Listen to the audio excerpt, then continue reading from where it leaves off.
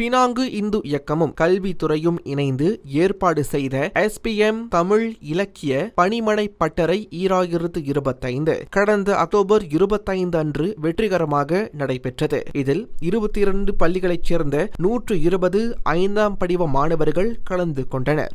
Penang Hindu இயக்க தலைவர் டத்தோபி முருகையா மாணவர்கள் மன அழுத்தத்தை எதிர்கொள்வது மற்றும் கல்வியின் முக்கியத்துவம் குறித்து வலியுறுத்தினார். மேலும் கடந்த ஆண்டு 98 விழுக்காடு தேர்ச்சி இருந்த நிலையில் இந்த ஆண்டு 100 விழுக்காடு தேர்ச்சி இலக்கை அடைய கல்வித்துறையுடன் இணைந்து செயல்படுவதாக அறிவித்தார். பினாங்கு கல்வித்துறையின் தமிழ் மொழி பிரிவின் துணை இயக்குனர் திரு லோகநாதன் தமிழ் கல்வி வளர்ச்சிக்கு பங்களிக்கும் பினாங்கு இந்து இயக்கத்திற்கு நன்றி தெரிவித்தார்.